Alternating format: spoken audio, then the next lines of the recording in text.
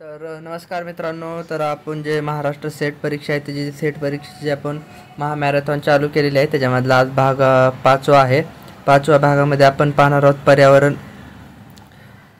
त्यामध्ये पर्यावरण आणि मानव विकास याच्यामध्ये जे क्वेश्चन पेपर आलेले आणि या टॉपिकमधले जे काही इम्पॉर्टंट पॉईंट आहेत ते आपण सर्व या लेक्चरमध्ये डिस्कस करणार आहोत. तर आपले व्हिडिओ शेवटपर्यंत राहा, कुठे स्किप करू नका, कारण की यामध्ये एकदम महत्त्वाचे टॉपिक क्वेश्चन दिलेले आहेत. चला तर मग सुरुवात करूया. आपलं सर्वांचं स्वागत आहे यावेळी लेक्चर सिरीजमध्ये. जर कुणाला आणखी मागटले लेक्चर वगैरे बघायचे असतील तर त्यांनी कमेंट करा. आणि मागचे ज्यांना लेक्चर बघायचे असतील तर या डिस्क्रिप्शनमध्ये त्या व्हिडिओच्या लिंक पण दिलेल्या आहेत. Teaching aptitude, research aptitude, ICT, त्याच्यानंतर जे मागटले सर्व काही टॉपिक आहे त्याचे लिंक या डिस्क्रिप्शनमध्ये दिलेले आहेत. ते पण व्हिडिओ बघून घ्या, ते तुमच्या व्हिडिओसाठी फायद्याचेच असतील. तर चला आपण सुरुवात करूया लेक्चरला. तर 9वा चॅप्टर आहे पीपल डेव्हलपमेंट अँड एन्व्हायरमेंट, म्हणजेच पर्यावरण आणि मानव विकास. त्याच्यामध्ये आता पहिल्यांदा आपण बघणार आहोत 2024 2019पर्यंत या घटकावर आयोगाने कसे क्वेश्चन विचारलेले आहेत ते. पहिल्यांदा क्वेश्चनचे थोडं शॉर्ट फॉर्ममध्ये आपण ॲनालिसिस करू. त्याच्यानंतर आपण जे लेक्चर सिरीज आहे म्हणजे जे टॉपिक आहे त्या टॉपिकला सुरुवात करणार आहोत. तर चला आपण आता क्वेश्चनला सुरुवात करू. हे जो आहे तो 2024चा क्वेश्चन पेपर आहे. त्याच्यावरती कसे क्वेश्चन विचारलेले ते बघूया. तर याच्यामध्ये MDGs म्हणजेच मिलेनियर डेव्हलपमेंट गोल्स याच्यावरती क्वेश्चन विचारलेला आहे. त्याचे उद्दिष्ट कधी स्वीकार केला होता ते 2000ला स्वीकार केलं होतं आणि 2015पर्यंत ते साध्य करायचं होतं. म्हणजे MDGsवर क्वेश्चन आहे. SDGs याच्यावरती पण क्वेश्चन विचारलेला आहे. 2024ला MDGs आणि SDGs या दोन्ही पण पॉईंटवर क्वेश्चन विचारला आहे. त्याच्यानंतर विचारलेला आहे प्रकाश रासायनिक धुर्व्याचा परिणाम. या धुर्व्याचा परिणाम कशाच्या, प्रकाश रासायनिक धुर्व्याचा परिणाम याच्यावरती बी क्वेश्चन विचारलेला आहे. त्याच्यानंतर विचारलेला आहे प्रक्रिया म्हणजे सूक्ष्मजीव वर्धित करणे ही कोणती प्रक्रिया आहे त्याच्यावरती क्वेश्चन विचारलेला आहे. त्याच्यानंतर 5वा क्वेश्चन आहे सौर ऊर्जा याच्यावरती बी क्वेश्चन विचारलेला आहे. तर आपण टॉपिकमध्ये हे सर्व घटक पाहणारच आहोत. तर नेक्स्ट बघूया आपण. हा 2023चा क्वेश्चन पेपर आहे. म्हणजे 23ला याच्यावरती कशावर कोणत्या पॉईंटवर क्वेश्चन विचारले होते ते बघूया. तर इथं बघू शकता तुम्ही, पहिला क्वेश्चन विचारला होता प्रोटोकॉल म्हणजे पर्यावरणाविषयी जे प्रोटोकॉल आहेत त्यामधला क्योटो प्रोटोकॉलवर क्वेश्चन विचारला होता. सौर ऊर्जावर हा डबल दुसरा क्वेश्चन आहे. मागच्या वेळेस 2023ला बी क्वेश्चन 24ला विचारला होता. सौर ऊर्जावरचा हा दुसरा क्वेश्चन आहे. त्याच्यामध्ये औष्णिक ऊर्जावर क्वेश्चन आलेला आहे. त्याच्यामधले हे पर्याय आहेत भूऔष्णिक ऊर्जा, सौर औष्णिक ऊर्जा आणि सौर शोषकत्व. हे पण आपण सर्व लेक्चरमध्ये पाहणारच आहोत. त्याच्यानंतर आहे जलीय वनस्पतीत वाढ कशाने होते, तर नायट्रेट आणि फॉस्फेट या घटकामुळे जलीय वनस्पतीत वाढ होते. याच्यावर नायट्रेट आणि फॉस्फेट याच्यावरती क्वेश्चन विचारलेला आहे. त्याच्यानंतर ॲसिड रेन कशामुळे होते, NO2 आणि SO2 या दोन घटकामुळे ॲसिड रेन होते. तर ॲसिड रेनवर बी क्वेश्चन आहे. त्याच्यानंतर संकल्पना आहे कंपोस्टिंगवर बी क्वेश्चन विचारलेले आहेत. त्याच्यामध्ये पायरोलायसिस, बर्निंग, इरिगेशन याच्यावर बी क्वेश्चन आहेत 2023ला. त्याच्यानंतर बघूया. त्याच्यानंतर 2021ला कशावर क्वेश्चन विचारलेत. पाणी दूषित असण्याचे दर्शक म्हणते आहे. पाणी दूषित असण्याचे दर्शक कोणते आहे, तर मूलमात्रा हे जे आहे दर्शक याच्यावरती क्वेश्चन विचारला. त्याच्यानंतर ध्वनीची तीव्रता कशी पाहिजे, शहरामध्ये कशी पाहिजे, उद्योग क्षेत्रामध्ये ध्वनीची तीव्रता कशी पाहिजे, वस्ती असते तिथं ध्वनीची तीव्रता कशी पाहिजे याच्यावरती विचारलेलं आहे. ते पण बघूया आपण या प्रकरणामध्ये. त्याच्यानंतर आहे परिषदा. कुठली परिषद, पर्यावरणविषयक कोणत्या परिषदा झाल्या होत्या, त्या कशा बाबतीत झाल्या होत्या, कुठं झाल्या होत्या ते पण बघणार आहोत. त्याच्यामध्ये इथं विचारलेली होती फक्त एक बेसेल परिषद जी की घातक कचऱ्याविरुद्ध झालेली होती. त्याच्यानंतर रामसर, वेटलँड या परिषदा आपण टॉपिकमध्ये पाहणारच आहोत. त्याच्यानंतर आहे बहुव्यापी एकछत्री कायदा म्हणजे पर्यावरणाचे जेवढे काही कायदे आहेत ते पर्यावरणाचे कायदे आपल्याला याच्यामध्ये अभ्यासावं लागणार आहेत. त्याच्यामध्ये हवा, जल, जबाबदारी कायदा हे कायदे त्याच्यामध्ये आहेत ते पण बघणार आहोत. हा SDSचे ध्येय 2000 म्हणजे किती ध्येय होते, तर 17 ध्येय होते SDSचे, ते पण बघणार आहोत. SDAवर हा दुसरा क्वेश्चन आहे 2023ला म्हणजे 24ला याच्यावरती क्वेश्चन विचारलेला.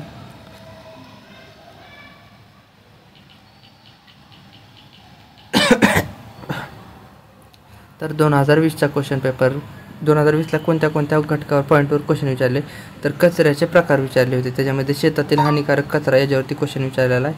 त्याच्यानंतर हो काय पर्यावरण परिषदा, पर्यावरण घटक आहे त्याच्यामुळे पर्यावरणाच्या जेवढ्या काही परिषद आहेत ते पाठच पाहिजे. त्याच्यामधली स्टॉकहोमची परिषद विचारलेली, ती कधी झाली होती विचारलं होतं, 1992ला झालेलं आहे. इथं कचऱ्याची विल्हेवाट ठाऊक आहे, तर मागास म्हटलं होतं इरिगेशन याच्यावरती डबल क्वेश्चन येणार आहे. तरी शरीर ह्याच्यावरती बी क्वेश्चन आलेला आहे. त्याच्यामध्ये कंपोस्टिंग, मायक्रो किंवा ॲक्टोलेक्टिव्ह हे जे आहेत सारे कंपोस्टिंगचे प्रकार आहेत ते आपण बघणारच आहोत. म्हणजे त्याच्यानंतर पर्यावरणाची संकटे, पर्यावरणाला कोणते संकट येतात, पूर येतो, दुष्काळ येतो, पाऊस येतो जास्त, आणखी कोणते संकट आहेत ते बघणारच आहोत. त्याच्यामध्ये पण आणखी आहे आंतरराष्ट्रीय सौर सहभागित्व आणि सौर ऊर्जा केंद्र कुठं आहे, तर ग्वालपरई गुरुग्राम येथे आहे. तर सौर ऊर्जा जे आहे त्याच्यावरती हा आणखीन एक क्वेश्चन विचारलेला आहे. त्याच्यानंतर 2019ला कसे क्वेश्चन आले होते ते बघूया आता आपण. तर 2019ला क्वेश्चन आता ओझोनवर आला होता बघा. ओझोन म्हणजे आता मॉन्ट्रियल करार, जे परिषद करार झाले होते तो मॉन्ट्रियल करारावर प्रश्न आला होता. त्याच्यामध्ये ओझोन याच्यावर आला होता. ध्वनीची तीव्रता हो का बघा, ध्वनीच्या तीव्रतेचे एक कोणत्या ते डेसिबल आहे ते इथं दिले. तर काय हरित भारत मोहीम कधी चालू होते, हरित भारत मोहीम म्हणजे याच्यावरती क्वेश्चन विचारला. त्याच्यानंतर आंतरराष्ट्रीय सौर सहभागित्व सहकार्य कोणी केलं तर भारतीय प्रधानमंत्र्यांनी केलं. ते सौरच्या ह्याच्याविषयी आलेला आहे, तो आपण टॉपिकमध्ये पाहणार आहोत. त्याच्यानंतर जो लास्ट क्वेश्चन आला तो अन्न साखळीतून निर्माण होणारी विषारी रसायने कोणती आहेत, जे विस्तारीकरणाला कारणीभूत होतात. कोणती विषारी, तर जे रसायन आहे तर पर्यावरणाला विषय हानी करणार आहे त्याच्याबद्दल आपण आता जाणून घेणार आहोत. तर हे जे होते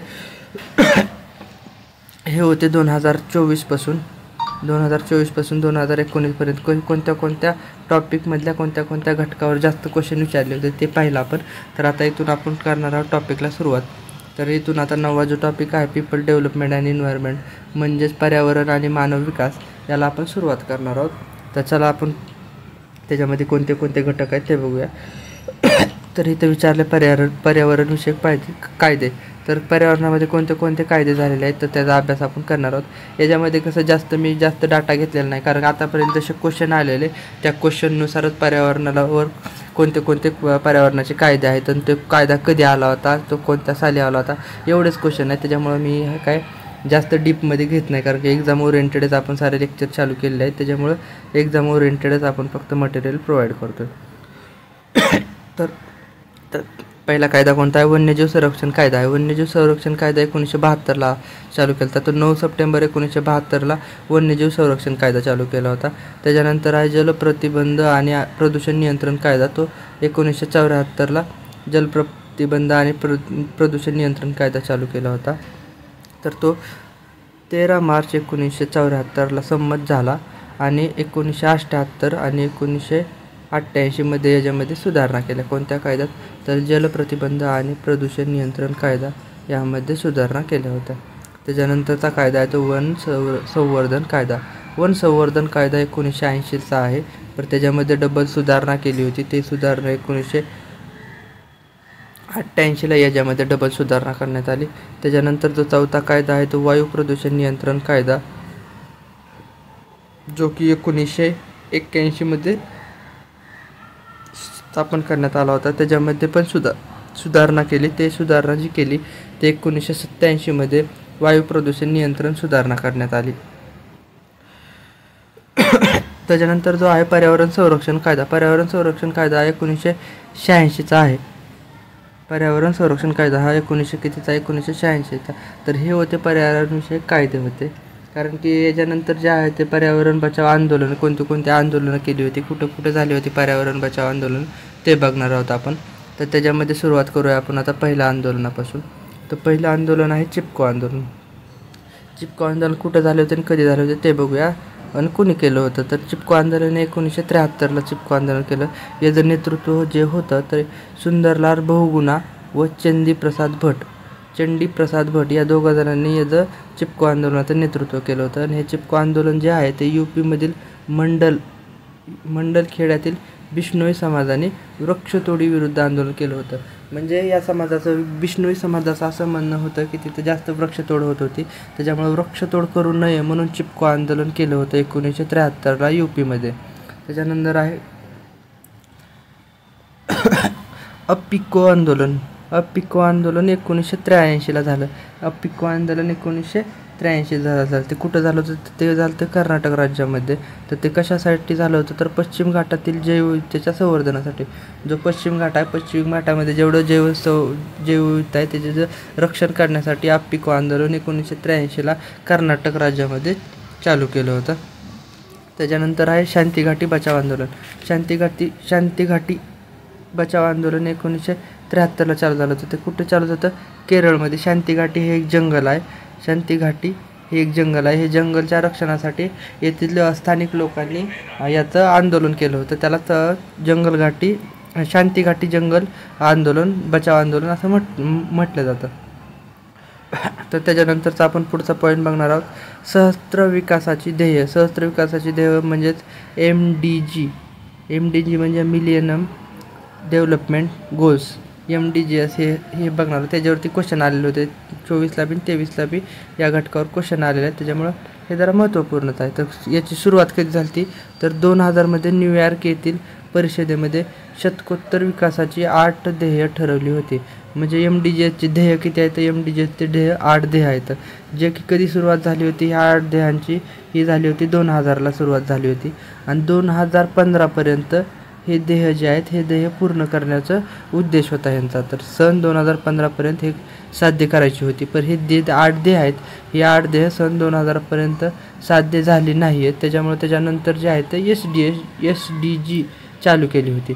ते आपण पुढे बघणार आहोत कशी चालू केली होती, काय चालू केली होती ती. तरी हे समजलं तुम्हाला की MDGs 2000ला चालू केली होती. MDGs कधी चालू केली होती? तर ती 2000ला चालू केली होती. त्याच्यामध्ये 8 ध्येय होते आणि ते 2015पर्यंत पूर्ण करायचे होते. पण ते 15ला पूर्ण झाले नाहीत. पण ते 8 ध्येय कोणते आहेत? ते 8 ध्येय बघूया आपण आता याच्यामध्ये. तर ते 8 ध्येय बघूयात आपण आता कोणते आहेत. तर पहिला आहे अतिदारिद्र्य आणि उपासमारीचे निर्मूलन करणे. दुसरा आहे प्राथमिक शिक्षणाचे सार्वत्रिकरण करणे. तिसरा आहे स्त्री पुरुष समानता आणि महिला सक्षमीकरणास प्रोत्साहन करणे. हे तिसरं ध्येय होतं. त्याच्यानंतर चौथं ध्येय आहे बालमृत्यूदर कमी करणे. हे चौथं ध्येय आहे. त्याच्यानंतर 5वं ध्येय होतं माता स्वास्थ्य सुधारणे, म्हणजे महिलांचं स्वास्थ्य सुधारणे हे 5वं ध्येय होतं.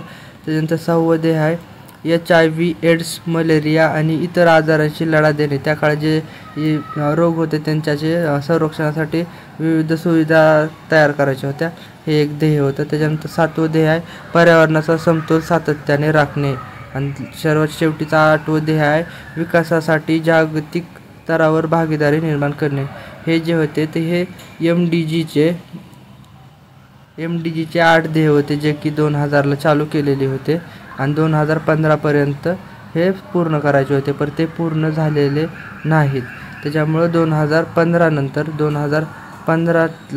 2015ला SDG चालू केलं जे की 2030पर्यंत कंप्लीट करायचे आहे. तर ते आपण पुढे पाहणार आहोत की पुढचे जे SDG आहेत ते काय आहेत ते. तर इथं चालू झालं बघा. चिरंतर शाश्वत विकासाची ध्येय म्हणजेच SDG म्हणजे सस्टेनेबल डेव्हलपमेंट गोल्स. SDG आहे जे की न्यूयॉर्क येथे 25 ते 27 सप्टेंबर 2015ला या संदर्भात परिषद भरली होती. 2000 म्हणजे हे जे SDG आहे ते SDG 2015ला चालू झाले होते. 2015ला चालू झाले होते. याचा जो मुख्य एजेंडा होता तो काय होता बघा. Transforming our world the 230 agenda for sustainable development यावर चर्चा झाली. हे जे 2030चा अजेंडा आहे याच्यावरती चर्चा झाली आणि याच्यामध्ये 193 देशाचा समावेश होता. त्यामध्ये पत्रिकेवर 193 देशाच्या सह्या होत्या. त्याच्यामध्ये किती 17 ध्येय आणि 169 उद्दिष्टे 2030पर्यंत साध्य करायची आहेत. तर याच्यावरती लक्ष द्या. आता जे SDG आणि MDG आहेत हे काय आहेत ते तुम्हाला थोडक्यात सांगतो मी आता इथं. तर कसं आहे SDG जे आहेत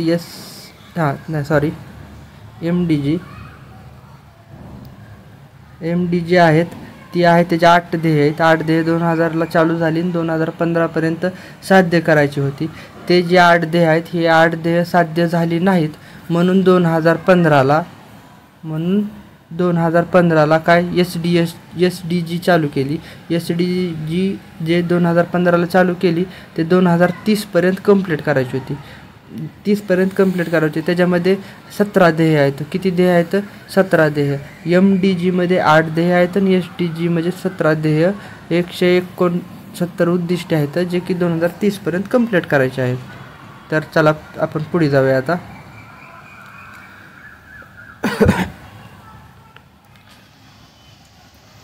तर काही विषारी स्रोत आहेत, काही विषारी वायू आहेत, त्याचे कोणते कोणते स्रोत आहेत आणि त्याचा मानवाच्या शरीरावर कसा परिणाम होतो ते पाहणार आहोत आपण आता. तर पहिला आहे अमोनिया. अमोनियाचा परिणाम कसा होतो म्हणजे स्रोत काय आहेत तर ती स्फोटक वेळ आणि रंग प्रक्रिया याच्याद्वारे होतात. ते तर मानवाच्या शरीरावर त्याचा काय परिणाम होतो, त्याची लक्षणे कोणते कोणते आहेत तर त्याच्यामध्ये श्वसन संस्थेला सूज येते, डोळे व त्वचाला हानिकारक आहेत. याच्यावरच क्वेश्चन आलेला होता बघा 2023 का 24 मे बी कशा कोणत्या तरी इयरला याच्यावरती क्वेश्चन आलेला आहे. त्याच्यानंतर हायड्रोजन सायनाइड त्याचा स्रोत कोणता आहे तर भट्टी दहनातून. ज्यावेळेस भट्टीचं दहन होतं त्याच्यातून जे स्फोटके बाहेर येतात त्याच्यातून हा हायड्रोजन सायनाइड विषारी बाहेर होतो. त्याच्यात परिणाम काय होतात तर घशामध्ये खवखव केलं जातं, अंधुक दृष्टी म्हणजे डोळ्याचा त्रास निर्माण होतो. त्याच्यानंतर आहे हायड्रोजन क्लोराईड कशातून तर पेट्रोलियम शुद्धीकरण. जे पेट्रोल जिथं शुद्धीकरण जे कारखाने आहेत त्याच्यातून बाहेर पडणारा गॅस किंवा त्याच्यातून जे विषारी बाहेर पडतात त्याच्यामधून हायड्रोजन क्लोराईड हा विषारी वायू बाहेर पडतो. त्याच्यामधून काय होतं श्वसन संस्थेचे आजार होतात. म्हणजे ज्याला एखाद्याला दमा वगैरे जो रोग होतो ना तो हायड्रोजन क्लोराईड म्हणजे पेट्रोलियम शुद्धीकरण इथं जर काम करत असेल तर त्या व्यक्तीमध्ये जास्त प्रमाणामध्ये असतो. त्याच्यानंतर आहे नायट्रोजन ऑक्साईड म्हणजे वाहनातील धूर, कोळसा आणि ज्वलन जर या घटकाच्या संपर्कात आलं ना तर जे नायट्रोजन ऑक्साईड आहे त्याच्यामुळे थोडं शरीरावर परिणाम पडतात. तर परिणाम कोणत्या घटकावर पडतो तर तो फुफ्फुसांवर परिणाम पडतो. धुरामुळे फुफ्फुसांवर जास्त परिणाम पडतो. त्याच्यानंतर पाण्याची वाफ म्हणजे परायुक्त कीटकनाशके. हे पाण्याच्या वाफेतून परायुक्त कीटकनाशक निघतात बाहेर पडतात. त्याच्यामुळं जे बेशुद्धी जर एखादा माणूस बेशुद्ध पडला तर त्याचे कारण हे असतात. त्याच्यामध्ये मिनामेटा हा एक रोग आहे जो की परायुक्त कीटकामुळे होते. त्याच्यानंतर जो आहे तो बेंझपायरिंग आहे. म्हणजे हा माध्यम काय तर ह्याच्यामध्ये तंबाखू, धूम्रपान जर तंबाखू खात असेल तर कोण सिगरेट ओढत असेल तर त्याच्या धुरापासून हा रोग होतो. तर तो कशावर परिणाम करतो तर अतिविषारी आहे आणि कॅन्सरचं कारण होतं. म्हणजे फुफ्फुसावर याचा परिणाम सरळ होताना दिसतो आपल्याला. त्याच्यानंतर आहे कॅडमियम हे कशापासून तर माध्यम काय तर शिसे, तांबे यांच्या शुद्धीकरणातून. म्हणजे ज्या कंपन्या आहेत ज्या की शिसे आणि तांबे यांचं उत्पादन करतात किंवा तिथं वापर होतो त्याच्यातून हा रोग तयार होतो. तर याच्यामुळे काय होतं तर अतिविषारी असतात हे जे शिसे तांबे यांच्यातून जे कण बाहेर पडतात ते अतिविषारी असतात. ते हृदयविकार किंवा मेंदूच्या विकारावर जास्त प्रभाव करतात. त्याच्यानंतर जो आहे स्मॉग, ह्याच्यावरती क्वेश्चन आलेला होता बघा. हे स्मॉग जे आहे या स्मॉगवरती क्वेश्चन आलेला आहे. 2021चा क्वेश्चन आहे ह्याच्यावरती स्मॉगवरती आलेला. तर त्याच्यावर काय विचारलं होतं तर वायुमंडलातील अनेक प्रदूषके त्याचा परिणाम कोणत्या घटकावर होतो तर श्वास घुमटणे आणि बेशुद्ध येणे. तर श्वास घुमटला जातो जेणेकरून बेशुद्ध होतो माणूस.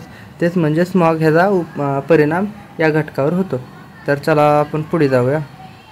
पुढे काय म्हणते ओझोन क्षय रोखण्यासाठी आंतरराष्ट्रीय प्रयत्न. म्हणजे आंतरराष्ट्रीय करार संस्था वगैरे काय झालं होतं का ओझोनच्या संदर्भामध्ये तर ते बघणार आहोत आपण याच्यामध्ये आता.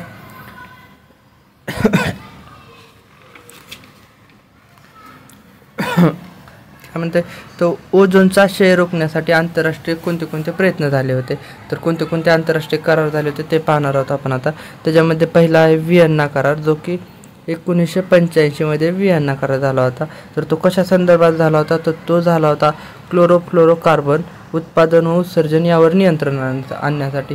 त्यावेळेस कसा जास्तचे एकदम कार्बनचं जास्त उत्पादन होतं. त्याच्यामुळं प्रत्येक देशावर काही प्रमाणात कार्बनला बंदी आणण्यासाठी म्हणजे उत्सर्जनात बंदी आणण्यासाठी व्हिएन्ना करार चालू केला होता. कधी तर 1985ला. त्याच्यानंतर केला होता मॉन्ट्रियल करार. तर मॉन्ट्रियल करार कशा संदर्भात आहे तर मॉन्ट्रियल करार जो होता तो 1987ला चालू केला होता. जो की 16 सप्टेंबर 1987ला अस्तित्वात आला, जो की 197 देशांनी आजपर्यंत मान्यता दिली आहे. म्हणजे मॉन्ट्रियल कराराला 197 देशांनी मान्यता दिली होती. तर मॉन्ट्रियल करार कशा संदर्भात झाला होता, तर तो झाला होता ओझोन क्षयकारक पदार्थांचा वापर 98% कमी करण्यात यश. तर 98% जो ओझोन क्षयकारक पदार्थ आहे तो 98% कमी करण्यासाठी हा मॉन्ट्रियल करार झाला होता. ज्याची आठवण म्हणून 16 सप्टेंबर 1900 कधी तर हे बघा, हे महत्त्वाचं आहे. 16 सप्टेंबर 1995 पासून जागतिक ओझोन दिन म्हणून ओळखला जातो. हे एकदम महत्त्वाचं आहे. IMP का, तर जागतिक ओझोन दिन कोणत्या करारापासून ओळखला जातो, तो जो आहे तो मॉन्ट्रियल करार आहे, जो की 16 सप्टेंबर 1995 पासून जागतिक ओझोन दिन साजरा केला जातो. त्याच्यानंतर आहे लंडन करार. लंडन करार कधीचा आहे, तर तो आहे 1989चा, जो की क्लोरोफ्लोरोकार्बन व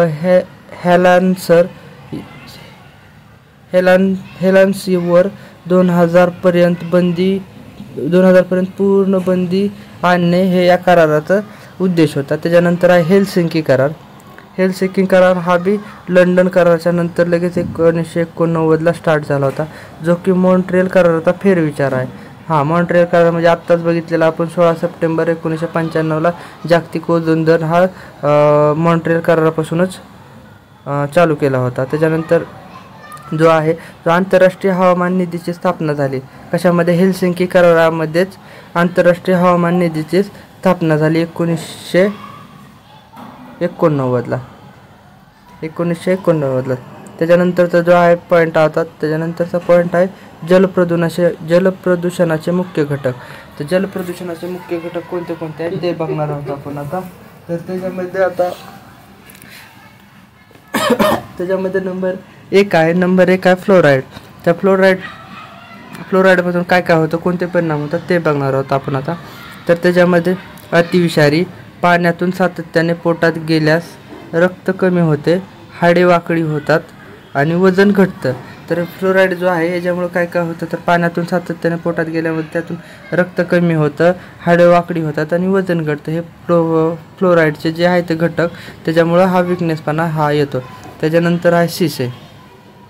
तर शिशामुळे काय होतं, तर जास्त शिशामुळे मूत्रपिंडाला सूज येते आणि हिमोग्लोबिन कमी होतं. त्याच्यानंतर आहे नायट्राईड. नायट्राईड म्हणजे ब्लू बेबी म्हणते त्याला. ब्लू बेबी मुलांना जो रोग होतो तो रोग कशामुळे होतो, तर नायट्राईडमुळे होतो. त्वचा काळवंटे आणि उलट्या होतात. हे जे सर्व रोग आहेत ते नायट्राईडमुळेच होतात. तर त्याच्यानंतर बघूया आपण. त्याच्यानंतर आहे पारा. तर पाऱ्यामुळे कोणता रोग होतो, कसे परिणाम होतात, तर लिव्हर मूत्रपिंडाचे विकार हा पाऱ्यामुळे होतात आणि मिनामिटा रोग हा बी पाऱ्यामुळेच होतो. त्याच्यानंतर आहे जस्त म्हणजे ब्रास फाउंडर रोग आहे. जो होऊन ह्याच्यामध्ये काय उलट्या होतात, ह्याच्यात उलट्या होतात. त्याच्यानंतर DDT पक्षाचे अंड्याचे कवच पातळ होते. DDTमुळे DDT हा रोग जो आहे तो मानवामध्ये नाही, तो पक्षामुळे होतो. तर पक्षामध्ये रोग होतो, ज्याच्यामध्ये काय होतं, तर पक्षाचे जे अंडे असतात त्या अंड्याचे कवच एकदम पातळ होतात. त्याच्यामुळे जे त्यांची पिल्लं वगैरे असतात ती मरण पावतात, जगू शकत नाही जास्त दिवस. त्याच्यानंतर आहे कॅडमियम. त्याच्यामुळे कोणता रोग होतो, तर त्याच्यामध्ये हे कॅडियम विषारी असून त्याचा यकृत व किडनीत संचय होतो. कॅडियमचा यकृत आणि किडनीत संचयित होतो. त्याच्यामध्ये इटाई हा हाडांचा रोग होतो. हाडांचा रोग हा कॅडियममुळे होतो आणि तो कशावर परिणाम करतो, तर यकृत आणि किडनीवर जास्त परिणाम करतो. त्याच्यानंतर आहे किरणोत्सारी पदार्थ कोणते कोणते आहेत, तर कर्करोग, प्रजनन विकार व जनुकीय विकृती यांच्यावर किरणोत्सारी पदार्थांचा जास्त प्रमाणात उपयोग म्हणजे परिणाम होतो.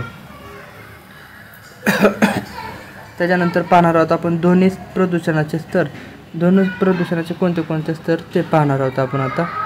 तर काही जण आपले लेक्चर रेग्युलर बघतायत, तर त्यांच्यासाठी धन्यवाद. जे लेक्चर बघतायत ते, ज्यांना कोणाला नोट्स पाहिजे असतील या धड्याच्या किंवा मागच्या चॅप्टरच्या नोट्स पाहिजे असतील तर त्यांनी डिस्क्रिप्शनमध्ये आपला नंबर आहे, त्या नंबरवरती सेट लिहून पाठवा मला. सेट 2025 आणि कोणत्या टॉपिकचे नोट्स पाहिजे त्या टॉपिकच्या नोट्स पाठवा. त्या टॉपिकच्या तुम्हाला नोट्स आणि व्हिडिओ लेक्चर दोन्हीचे बी लिंक दिल्या जातील तुम्हाला. तर काही विद्यार्थी आहेत जे की आपलं लेक्चर दररोज बघतात पर सबस्क्राईब केलेलं नाही आपल्या चॅनलला, तर आपल्या चॅनलला सबस्क्राईब करून घ्या. ज्यांना कुणाला जुने लेक्चर बघायचे असतील म्हणजे पाठीमागटल्या टॉपिकचे लेक्चर बघायचे असतील तर त्यांनी काय करा, त्यांनी आपल्या कमेंटमध्ये डिस्क्रिप्शनमध्ये लिंक दिलेली आहे, त्या लिंकवर जावा आणि तिथं तुम्हाला मागटले सर्व लेक्चर बघायला भेटतील. तर चला आपण आता सुरुवात करूया पुढच्या पॉईंटला. तर त्याच्यामध्ये आहे ध्वनी प्रदूषणाचे स्तर. ध्वनी प्रदूषणाचे कोणते स्तर आहेत ते बघूया. त्यामध्ये आवाजाचे स्रोत, किती डेसिबलपर्यंत ध्वनी पाहिजे आणि त्याची तीव्रता कशी आहे ते बघूया. तर एखाद्या MIDCत म्हणजे सामान्य कारखान्याचा आवाज किती असला पाहिजे, तो 80 डेसिबल असला पाहिजे, जो की सौम्य प्रदूषण म्हणून त्याची तीव्रता गणली जाते. त्याच्यामध्ये नंतर आहे खूप वर्दळीचा रस्ता, म्हणजे एखाद्या रस्त्याने चालत असताना जास्त जर ट्रॅफिक असेल तर तिथं आवाज किती असला पाहिजे, 90 डेसिबल आवाज असतो, ज्याचं की मध्यम प्रदूषण असतं त्याच्यामध्ये. त्याच्यानंतर ट्रक, प्रिंटिंग प्रेस, जर ट्रक रस्त्याने चालली किंवा एखादी प्रिंटिंग प्रेस चालू आहे तर त्याचा जो आवाज येतो तो किती डेसिबलपर्यंत मॅक्झिमम असला पाहिजे, तर तो मॅक्झिमम असला पाहिजे 100 डेसिबलपर्यंत असला पाहिजे असं शासनाला सांगितलं आहे, जो की धोकादायक, याच्यापासून धोकादायक तीव्रता म्हणजे जास्तच आवाज बाहेर येतो, जो की कानाला असहाय्य असतो. त्याच्यानंतर कसं असतं, त्याच्यानंतर आहे यंत्र आणि कारखाने, जो की कारखाने MIDCमध्ये किती डेसिबल आवाज पाहिजे, तर तिथं 120 डेसिबल आवाज पाहिजे, जो की असहाय्य असतो, जे आपल्या मानवाच्या कानाला वेदना वगैरे होतात त्याच्यापासून. त्याच्यानंतर रॉक संगीत आणि सायटन, इथं जो आहे तो 130 डेसिबलचा आवाज असतो, जो की कानास गंभीर इजा देऊ शकतो, त्याच्यामुळं असल्या ठिकाणी जाणं टाळावं लागतं. त्याच्यानंतर आहे विमान उड्डाण. जर विमान एका ठिकाणाहून उड्डाण घ्यावं लागलं तर त्याचा आवाज असला पाहिजे 140 डेसिबल. तर 140पेक्षा जास्त असेल तर कानाचा पडदा वगैरे फाटू शकतो. त्याच्यामुळं जास्त करून जो विमानतळ असतात तो सिटीच्या बाहेर असतात, त्याच्यामुळं त्याचा आवाज जो आहे तो सिटीपर्यंत म्हणजे शहरापर्यंत कमी येतो. त्याच्यानंतर जेट विमान. हे जेट विमान म्हणजे हे लढाऊ विमान आहे, जे की याचा आवाज तर 160 डेसिबल असतो, ज्याचा कानाचा पडदा फाटू शकतो. त्याच्यामुळे हे जे आवाज असतो ते अति तीव्र असतो. जर समजा एखाद्यातून आकाशातून असं जर विमान जायला लागलं, जेट विमान झालं, तर त्याचा आवाज आपल्याला इथं जमिनीवर असतो तरी आपल्याला त्याचा आवाज इथं खाली ऐकायला येतो. जर त्याच्या जवळच असेल तर तो आवाज 160 डेसिबलपेक्षा जास्त असतो, त्याच्यामुळे कानाचा पडदा फाटू बी शकतो. त्याच्यानंतर आहे उपग्रह इंजिन जे की आकाशात सोडलेले असतात, त्यांचा आवाज किती 180 डेसिबल असतो, त्याच्या जवळ जास्त आपण तर कानाचा पडदाच फाटून जातो. त्याच्यामुळे आपल्याला जे आवाज आहे तो म्हणजे साधारणतः 80 डेसिबलच्या खाली आवाज पाहिजे, जो की आपण कानाला सहन करू शकतो. त्याच्यानंतर आहे ध्वनी पातळीचे नियंत्रण. तर ध्वनी पातळीवर कुठल्या नियंत्रण पाहिजे ते बघूया आपण. परिसर दिवस रात्र किती पाहिजे, तर एखाद्या शांततेच्या जर ठिकाणी असाल तुम्ही, तर एखादं शांतताचं क्षेत्र आहे तर तिथं दिवसा 50 डेसिबल आवाज पाहिजे आणि रात्री 40 डेसिबल आवाज असतो. म्हणजे एखाद्या शांत ठिकाणी जर गेला तुम्ही तर तिथं दिवसा 50 डेसिबल आणि रात्री 40 डेसिबल आवाज असतो. आणि एखाद्या निवासीत म्हणजे एखादी गाव आहे छोटंसं निवासी घरं वगैरे राहतात, तर तिथं 55 डेसिबलचा आवाज दिवसा असतो आणि संध्याकाळी 45 डेसिबलमध्ये आवाज असतो. जर एखादी व्यापारी क्षेत्र आहे म्हणजे MIDCच्या रस्ते ही ती काम चालू असेल, व्यापार रस्त्यानं गाड्या चालत असतील, तर तिथं 65 डेसिबलचा आवाज पाहिजे आणि रात्री किती पाहिजे, तर रात्री 55 डेसिबल आवाज असतो. आणि एखादं औद्योगिक क्षेत्र आहे म्हणजेच एखाद्या ठिकाणी MIDC उदाहरण घ्या ना, MIDCमध्ये कसं जर कारखाने चालू असते तर त्यांचा आवाज येतो, गाड्याचा आवाज येतो, ह्याचा आवाज येतो, तर तो आवाज किती 70 दिवसा त्याच्यामध्ये 70 डेसिबल आवाज पाहिजे आणि संध्याकाळी दिवसा 75 डेसिबल आवाज पाहिजे, संध्याकाळी 70 डेसिबल आवाज पाहिजे. असे जे आहे ते शासनाने नियम घालून दिलेले आहेत की एवढा ध्वनीची तीव्रता आहे ती एवढीच असली पाहिजे दिवसा आणि संध्याकाळी. ज्या पलीकडे जर असेल तर तो फाईन मारला जातो सरकारतर्फे.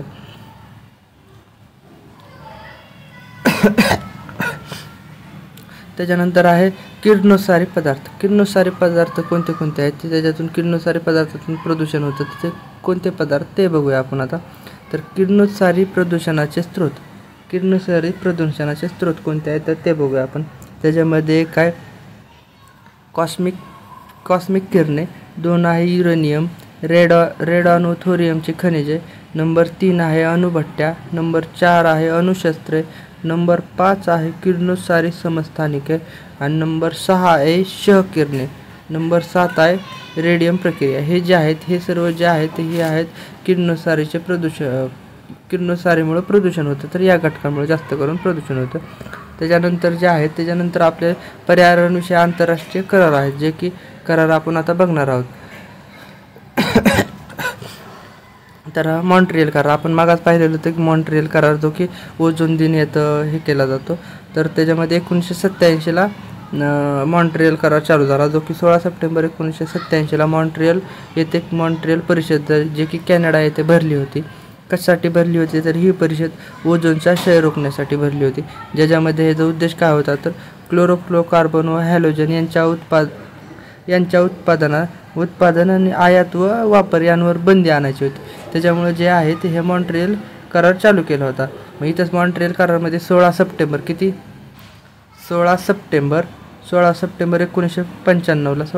1995ला इथून या दिवसापासून जागतिक ओझोन दिवस हा जाहीर केला जातो.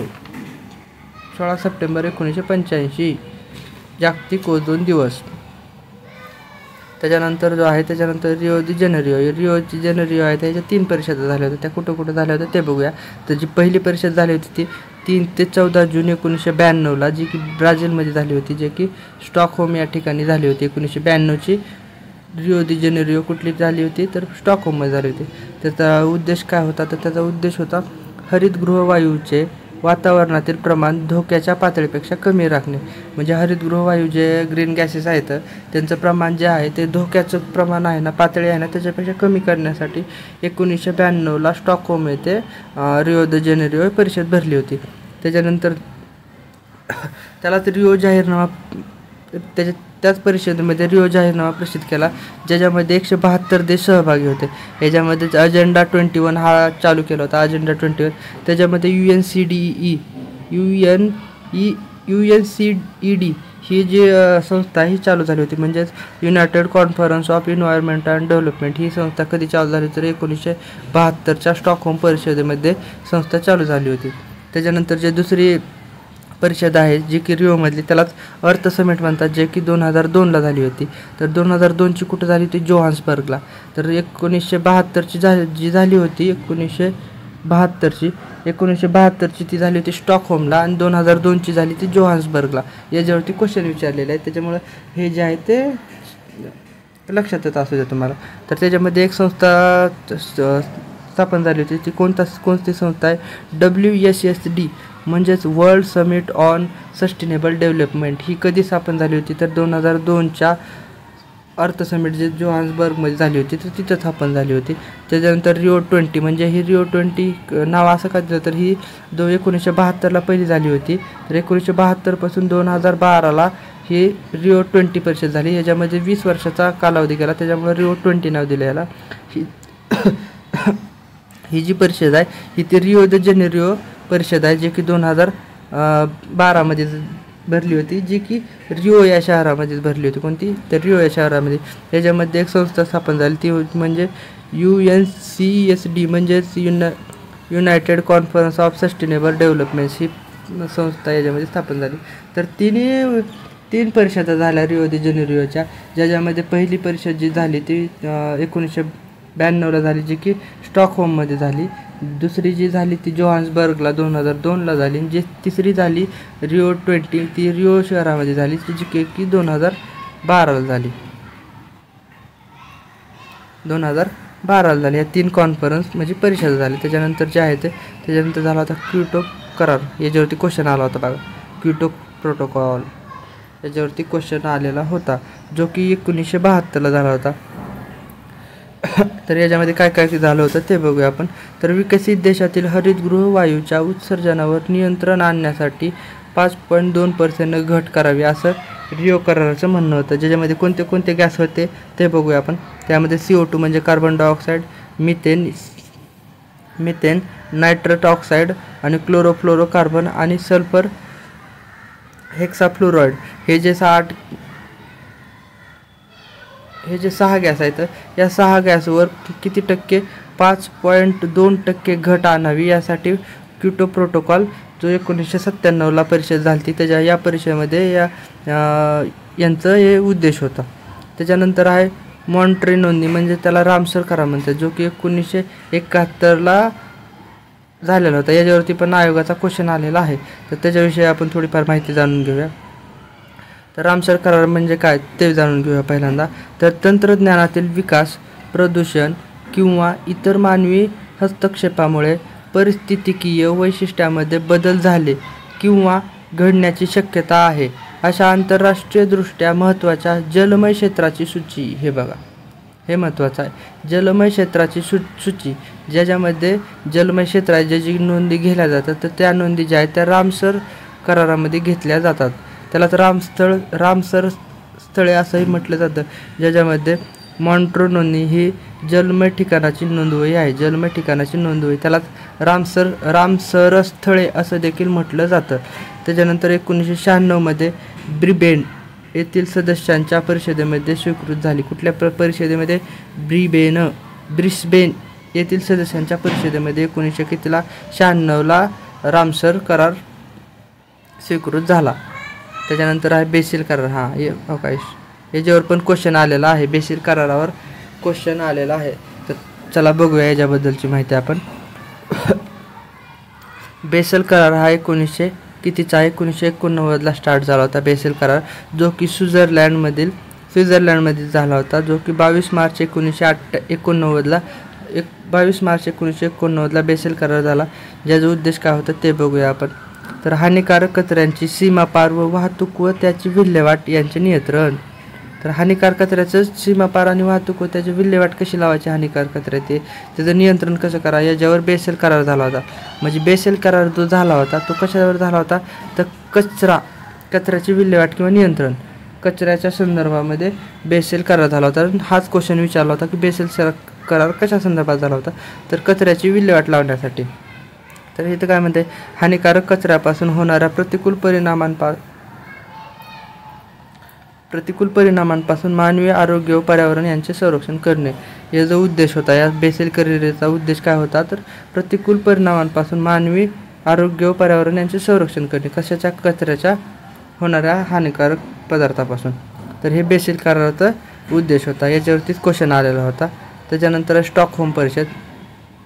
तर स्टॉकहोम परिषदेमध्ये काय काय आहे, कधी सुरू झाली आणि त्याचा उद्देश काय आहे ते बघूया आपण.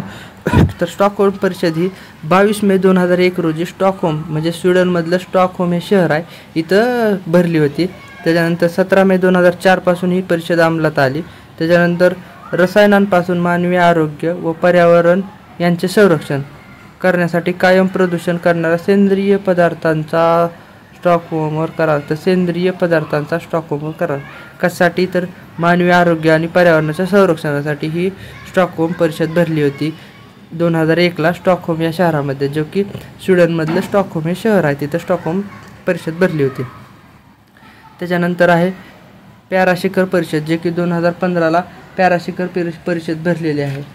कधी? 2015ला पॅराशिखर परिषद भरलेली आहे, जे की 23 नोव्हेंबर ते 12 डिसेंबर 2015ला भरली. कुठं भरली होती? ते पॅरिस या शहरामध्ये. ती कशासाठी भरली होती, उद्देश काय होता, तर त्याचा उद्देश होता संयुक्त राष्ट्राची हवामान बदल परिषद. हे जे आहे ते हवामान बदलाची विषयक परिषद आहे, जे की संयुक्त राष्ट्राची ही पर्यावरण विषयक 21वी परिषद आहे. याच्यावरती क्वेश्चन विचारला जाऊ शकतो की संयुक्त राष्ट्राची पर्यावरण विषयक 21वी परिषद कोणती, तर ती आहे पॅराशिखर परिषद 2015ला भरलेली. कुठं? पॅरिसमध्ये भरलेली. तर त्याच्यानंतर आपण चला पुढच्या पॉईंटकडे जाऊया. तर पुढचा पॉईंट काय आहे ते बघूया. तर पुढचा पॉईंट काय म्हणते, तर हवामान बदलावरील भारत सरकारच्या उपाययोजना. तर भारत सरकारने हवामान बदलासाठी कुठल्या कुठल्या उपाययोजना केल्या पाहिजेत याच्यावरती क्वेश्चन आहे. तर चला ते बघूया आपण. उपाययोजना त्याच्यामध्ये एक आहे राष्ट्रीय सौर अभियान. नंबर 2 आहे राष्ट्रीय वाढीव ऊर्जा व कार्यक्षमता परियोजना. नंबर 3 आहे शाश्वत अधिवासावरील राष्ट्रीय परियोजना. नंबर 4 आहे हरित भारतासाठी राष्ट्रीय परियोजना. नंबर 5 आहे शाश्वत शेतीसाठी राष्ट्रीय अभियान. नंबर 6 आहे राष्ट्रीय जल अभियान. नंबर 7 आहे हवामान बदलासाठी धोरणात्मक ज्ञानासाठी राष्ट्रीय अभियान.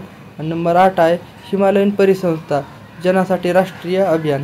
ह्या ज्या आहेत त्या हवामान बदलावर भारत सरकारच्या उपाययोजना आहेत. तर याच्याविषयी जास्त काय माहिती नाही आहे, कारण की एवढंच विचारू शकते की खालीलपैकी कोणत्या भारत सरकारच्या उपाययोजना नाहीत किंवा आहेत. त्याच्यावर जास्त काय डीपमध्ये क्वेश्चन नाही आहे, त्याच्यामुळं एवढा टाटा आपल्या एक्झाम ओरिएंटेडनं एकदम सफिशियंट आहे. तर त्याच्यानंतर बघूया आपण काही घटक आहेत की ज्याच्या थ्रू काय काय होतं, तर ते पाहणार आहोत आपण. जसं की बायोवेटिंग म्हणजे काय, त्याला जैविक निर्गमन म्हणतात, जे की सूक्ष्मतंतूंना जोडण्यासाठी याचा उपयोग होतो. त्याच्यानंतर आहे बायोसिस्टिम्युलेशन म्हणजे त्याला जैविक उत्तेजन म्हणजे त्याच्यात पोषक तत्वे जोडण्यासाठी बायोस्टिम्युलेशनचा उपयोग होतो. त्याच्यानंतर आहे बायोऑर्ग्युमेंशन म्हणजे त्याच्यामध्ये काय आहे, तर सूक्ष्मजीव आवर्धित केले जाते, ज्याच्यातून मातीला ऑक्सिजन पुरवला जातो. त्याच्यानंतर आहे बायोस्पायझिंग म्हणजे जैविक शिरकावा केला जातो, ज्याच्यातून भूजल क्षेत्राला पाण्याचा पुरवठा केला जातो.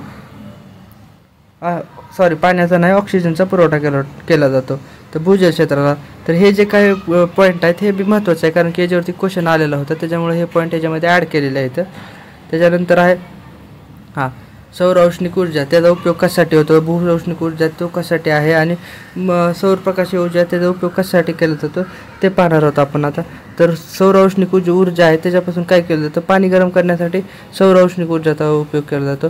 तर सौर प्रकाशकीय ऊर्जा याचा उपयोग कशासाठी केला जातो, तर वीज निर्माण करण्यासाठी सौर प्रकाशकीय ऊर्जाचा वापर केला जातो. आणि भूऔष्णिक ऊर्जा आहे त्याच्यापासून पृथ्वीची उष्णता निर्माण होते, म्हणजे पृथ्वीची जी उष्णता असते ती भूऔष्णिक ऊर्जा असते, जे की जमिनीतून निर्माण होते. त्याच्यानंतर आहे तर काही संज्ञा आहेत ज्या की कशा पद्धतीनं वापरायच्या काय आहेत ते बघणार आहोत आपण. त्याच्यामध्ये आहे कंपोस्टिंग संज्ञा म्हणजे काय आहे ते बघणार आहोत सध्या आपण. तर कंपोस्टिंग म्हणजे काय, तर महानगरपालिकेचा घनकचरा, अन्नाचे तुकडे, भाज्याची साले, बागेतील कचरा यांचे ऑक्सिजनच्या उपस्थितीत सूक्ष्मजीवांद्वारे सेंद्रिय कचऱ्याचे जैविक विघटन केले जाते, त्याला कंपोस्टिंग असे म्हणतात. तर याच्यावरती क्वेश्चन विचारलेला, हा जो क्वेश्चन आहे तर हा क्वेश्चन विचारला की जे कचऱ्याची विल्हेवाट आहे ती कशी लावली जाते, तर ती कचऱ्याची विल्हेवाट सेंद्रिय कचऱ्याचे जैविक विघटन कसे केले जाते, कंपोस्टिंगमधून केले जाते. त्याच्यानंतर आहे पायरोलायसिस म्हणजे काय ते बघूया आता. पायरोलायसिस म्हणजे औष्णिक विघटन प्रक्रिया. पायरोलायसिस ही कशी आहे, औष्णिक विघटन प्रक्रिया आहे ज्याच्यामध्ये सेंद्रिय पदार्थ ऑक्सिजनच्या अनुपस्थितीत उष्णतेचे विघटन होते. कशाच्या, ऑक्सिजनच्या अनुपस्थितीत, म्हणजे ह्याच्यामध्ये O2 नसतो, O2 नाही, त्याचं विघटन केलं जातं, विघटन होते. कचऱ्याचे उपयुक्त उत्पादनामध्ये रूपांतर केलं जातं, म्हणजेच पायरोलिसिस. म्हणजे एखादी वस्तू आहे जी की टाकून द्यायची आहे, सेंद्रिय पदार्थ जो की त्याचं विघटन करायचं, त्यातून ऑक्सिजन काढून त्याच्यापासून दुसरी उपयुक्त अशी ही केली जाते, वस्तू तयार केली जाते, त्याला पायरोलायसिस असे म्हणतात. त्याच्यानंतर आहे बर्निंग म्हणजे जाळणे. तर याच्यामध्ये काय काय ते बघूयात.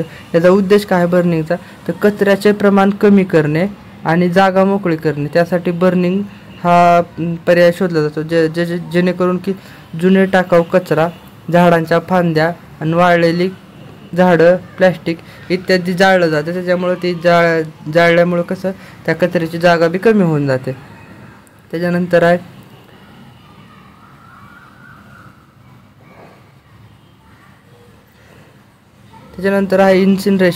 इन्सिनरेशन म्हणजे त्याला मराठीमध्ये भस्मीकरण म्हणतात, ज्याचा उपयोग कचऱ्याचे उच्च तापमान नियंत्रण करणे आणि त्याचे नष्टीकरण करणे. त्याच्यामध्ये तापमानात सुधारणा 800°C ते 1200°C दरम्यान तापमान केलं जातं आणि त्याचं भस्मीकरण केलं जातं, डायरेक्ट त्याच्या नायनाट म्हणजे नष्टताच केली जाते. त्याच्यानंतर ॲक्टोक्लेविंग म्हणजे काय, तर ॲक्टोक्लेविंग म्हणजे स्थानिक आणि जैविक कचऱ्याचे वाफेने निर्जंतुकीकरण करणे, कशाच्या स्वरूपाने, तर वाफेनुसार. ॲक्टिव्हिंग म्हणजे कशामध्ये, ॲक्टोक्लेविंग म्हणजे वाफेच्या स्वरूपाने निर्जंतुकीकरण केले जाते, ज्याच्यामध्ये तापमानाचा दाब किती असतो, तापमानाचा 121°C ते 134°C असतो, ज्याला 15 PSI किंवा अधिक म्हटलं जातं त्याला. तर त्याचे फायदे काय, तर हे जे ॲक्टिव्हिंग आहे ते एकदम सुरक्षित आहे आणि प्रदूषणमुक्त आहे आणि स्वस्त पण आहे, त्याच्यामुळे याचा वापर जास्त प्रमाणात केला जातो कचऱ्याची विल्हेवाट लावण्यासाठी. त्याच्यानंतर आहे तर त्याच्या याच्यामध्ये काय आहे तर मायक्रोवेव्ह आहे. मायक्रोवेव्हमध्ये काय काय आहे तर मायक्रोवेव्हमध्ये किरणांद्वारे गरम केले जाते. मायक्रोवेव्ह किरणांद्वारे गरम केले जाते. नैसर्गिक कचऱ्यातील सूक्ष्मजीव नष्ट केले जातात. गरम करून नैसर्गिक कचऱ्यातील जे सूक्ष्मजीव आहेत ते नष्ट केले जातात. ज्यामध्ये जैववैद्यकीय कचरा आणि काही आजार पसरवणाऱ्याच्या कचऱ्याचे निर्जंतुकीकरण केले जाते. ज्याला की उष्णता किती दिली जाते त्याला उष्णता 80° ते 100° त्यापेक्षा जास्त तापमानात उष्णता देऊन कचऱ्याची विल्हेवाट केली जाते. त्याला मायक्रोवेव्ह असे म्हणतात. तर आता इथं आपले जे चॅप्टर आहे तो इथं चॅप्टर आपला पीपल डेव्हलपमेंट अँड एन्व्हायरमेंट हा संपून जातो. याच्यानंतर आता आपण बघणार आहोत 2019 पासून 2024 पर्यंत प्रिव्हियस इयर क्वेश्चन पेपर, म्हणजे जे आयोगाने आतापर्यंत क्वेश्चन कसे विचारलेले आहेत ते क्वेश्चन आता बघणार आहोत आपण. आणि ज्याला कुणाला या PDF पाहिजे असतील तर त्यांनी काय करा, त्यांनी डिस्क्रिप्शनमध्ये जुन्या व्हिडिओची लिंक पण दिलेली आहे आणि डिस्क्रिप्शनमध्ये माझा नंबर दिलेला आहे. त्या नंबरवरती MH सेट 2025 आणि ज्या टॉपिकच्या नोट्स पाहिजे त्या टॉपिकच्या मेन्शन करा, कुठल्या टॉपिकच्या नोट्स पाहिजे त्या तुम्हाला प्रोव्हाइड केले जातील. आणि आता 8 दिवस झाले आपली लेक्चरच्या सिरीज चालू आहे. जर रिस्पॉन्स आपल्याला चांगला येतो, तर काही जण असे आहेत जे की व्हिडिओज बघतात पर लाईक करत नाहीत, कमेंट करत नाहीत आणि सबस्क्राईब केलेलं नाही आणखी. त्याच्यामुळे ज्यांनी कोणी आणखी बाकी असतील त्यांनी सबस्क्राईब करून घ्या,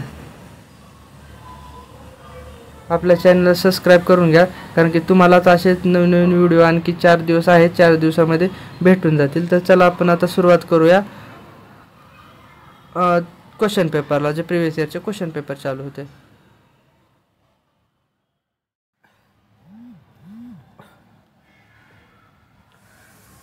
तर आता आपण सुरुवात करणार आहोत 2019 पासून 2024 पर्यंत कसे क्वेश्चन आलेले होते, कोणत्या पॉईंटवर क्वेश्चन आलेले आहेत ते बघणार आहोत. तर चला उशीर न करता आपण लगेच क्वेश्चन पेपर सिरीजला सुरुवात करतोय. तर ते 39 आपण क्वेश्चन बघितलेले आहेत. आपले क्वेश्चन चालू होतात 41 पासून. तर 41वा क्वेश्चन काय म्हणतो तो बघूया चला. तर 41वा क्वेश्चन जो आहे तो क्वेश्चन कशाविषयी आहे तर MDG विषय आहे. तो मागा सांगितलेलं की आपण MDG SDG याच्याविषयी आपण मागा चर्चा केली होती. तर काय म्हणतात तर संयुक्त राष्ट्रांनी सहशताब्दी विकास उद्दिष्टे म्हणजेच MDG कधी स्वीकारली. तर त्याच्यामध्ये ऑप्शन 1 आहे 1990, ऑप्शन 2 1995, ऑप्शन 3 2000 आणि ऑप्शन 4 आहे 2010. तर हे जे MDG आहे ते MDG आपण स्वीकारलेली 2000ला. तर MDG आपण स्वीकारली होती 2000ला, जे की न्यूयॉर्क येथे परिषद झाली होती. कुठं? न्यूयॉर्क येथे परिषद झाली होती. या न्यूयॉर्क येथील परिषदेमध्ये आपण MDG स्वीकारली होती. तर MDG आपण किती स्वीकारली होती तर त्याच्यामध्ये 2000 स्वीकारले. त्याच्यामध्ये 8 ध्येय होते. जे 8 ध्येय आपल्याला किती 2015पर्यंत पूर्ण करायची होती, पण 15पर्यंत ते पूर्ण झाली नाही आहेत आपली MDGs. 8 ध्येय आणि किती 18 लक्ष होती. 8 ध्येय आणि 18 लक्ष जे की पूर्ण झालेली नाही आहेत. तर आपल्या प्रश्नाचं उत्तर जे आहे ते कधी सुरुवात झाली तर ते सुरुवात झाली होती 2000ला. तर चला आपण नेक्स्ट क्वेश्चनकडे जाऊया. तर नेक्स्ट क्वेश्चन काय म्हणतो तो बघूया. बघा इथं MDG झालं की लगेच SDGवर क्वेश्चन आलेला आहे. SDGवर काय क्वेश्चन आहे तर इथे विचारलं त्यांनी शाश्वत विकासाची उद्दिष्टे साध्य करण्यासाठी टिंब निर्धारित वर्ष कोणते. तर SDG तर निर्धारित वर्ष कोणतं आहे 2020 आहे, 25 आहे, 30 आहे का 40 आहे. तर निर्धारित वर्ष जे आहे ते 2030 आहे. तर याची सुरुवात जी SDGची सुरुवात जी आहे ते 2015ला SDGची सुरुवात झाली होती. 2015ला सुरुवात झाली. त्याच्यामध्ये किती तर त्याच्यामध्ये 17 ध्येय होते. SDGमध्ये किती SDGमध्ये 17 ध्येय होते. 17 ध्येय होते आणि 169 उद्दिष्टे होते. 169 जे की 2030 पर्यंत काय करायचे कंप्लीट करायची आहेत. तर चला याचं जे उत्तर आहे ते याचं उत्तर ऑप्शन क्रमांक C आहे. त्याच्यानंतर आपण जाऊया नेक्स्ट क्वेश्चनकडे. तर नेक्स्ट क्वेश्चन काय म्हणतो खालीलपैकी कोणती प्रकाश रासायनिक ध्रुव्याचा परिणाम आहे. प्रकाश रासायनिक ध्रुव्याचा परिणाम विचारलेला आहे, जे की आपण मगा पाहिलेलं आहे ते कोणत्या घटकामुळे कोणता आजार होतो आणि कशावरती परिणाम करतो. तर त्याच्यामध्ये ऑप्शन 1 काय आहे बघू, डोकेदुखी, डोळे, नाक, घसा यांची जळजळ. पर्याय क्रमांक 2 आहे उदर आणि आतड्यांचे विकार. पर्याय क्रमांक 3 आहे मूत्रपिंडाचे विकार. पर्याय क्रमांक 4 आहे हाडांचे विकार. तर याचं जे उत्तर आहे, तर याचं योग्य उत्तर जे आहे तो पर्याय क्रमांक 1 म्हणजे डोकेदुखी, डोळे, नाक, घसा यांची जळजळ होते. कशामुळे? तर प्रकाश रासायनिक धुरव्यामुळे ह्या सर्व परिणाम होतो. त्याच्यानंतर बघूया, त्याच्यानंतरचा क्वेश्चन आहे तो क्वेश्चन कशाविषयी आहे, तर मातीमध्ये सूक्ष्मजीवांचे संरोपण करण्याच्या प्रक्रियेला काय म्हणतात. तर मातीमध्ये सूक्ष्मजीवांचे संरक्षण करण्याच्या प्रक्रियेला काय म्हणतात, तर ते पाहणार आहोत आपण. त्याचं जे ऑप्शन आहे ते ऑप्शन बघूया त्याचे. तर त्याचं ऑप्शन 1 आहे जैविक निर्गमन. ऑप्शन 2 जैविक उत्तेजन. ऑप्शन 3 सूक्ष्मजीव आवर्धित करणे. आणि ऑप्शन 4 जैविक शिडकाव करणे. तर याचं जे योग्य ऑप्शन आहे ते योग्य ऑप्शन आहे ऑप्शन क्रमांक सी, जैविक आवर्धित करणे म्हणजे सूक्ष्मजीवाचे वाढ करणे, हे याचं ऑप्शन आहे. त्याच्यानंतरचा जो आहे त्याच्यानंतरचा क्वेश्चन तो बघणार आहोत आपण.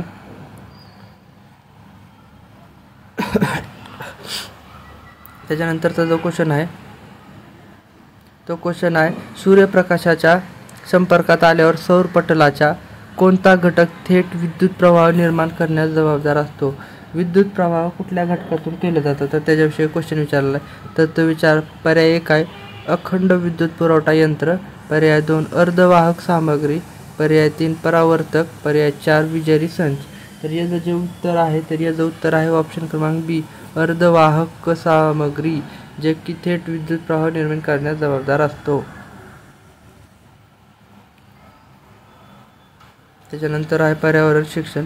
हा जो आता हायर एज्युकेशनचा क्वेश्चन आहे जो की आपण उद्याच्या लेक्चर सिरीजमध्ये बघणार आहोत. तर त्याच्यानंतर आपण बघूया 2000 हे जे होते ते 23चे क्वेश्चन पेपर, 24चे क्वेश्चन पेपर होते. आता आपण पाहणार आहोत ते 2023चे क्वेश्चन पेपर बघणार आहोत. मार्चमध्ये एक्झाम झालेली 2023ची. त्याच्यामध्ये जे आपले क्वेश्चन पेपर चालू होता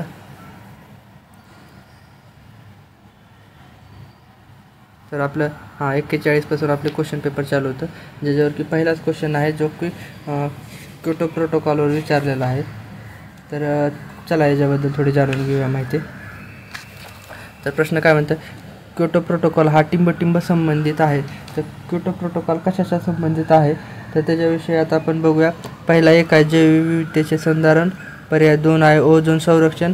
पर्याय 3 आहे वन्य प्राणी संरक्षण. आणि पर्याय 4 आहे वैश्विक वातावरण बदल. तर जो क्योटो प्रोटोकॉल आहे हा जो आहे तो ओझोन संबंधात आहे.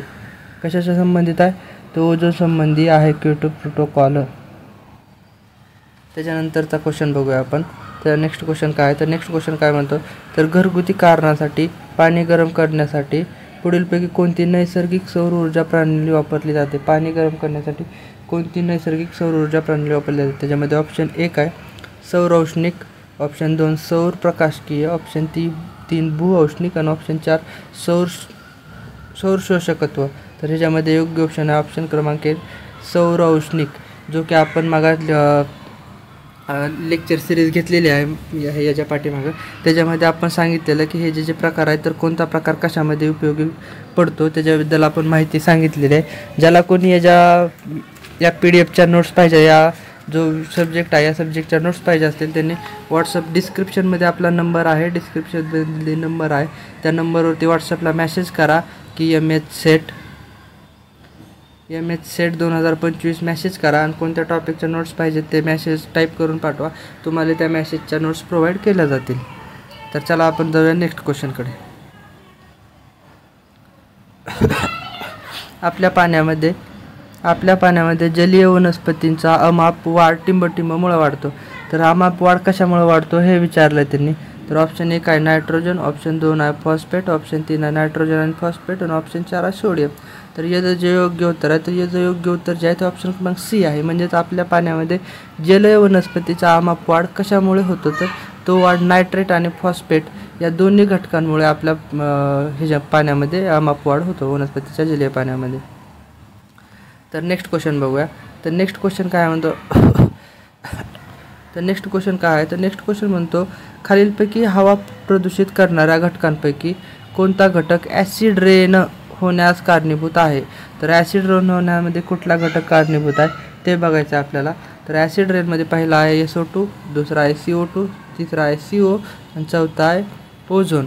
तर ॲसिड रेन जे आहे ते ॲसिड रेन 2 घटकामुळे होते. कोणता? तर त्याच्यामधला एक आहे Na2 जो की ह्याच्यामध्ये नाही, प्लस दुसरा जो आहे तो SO2 बरोबर ॲसिड रेन होत आहे.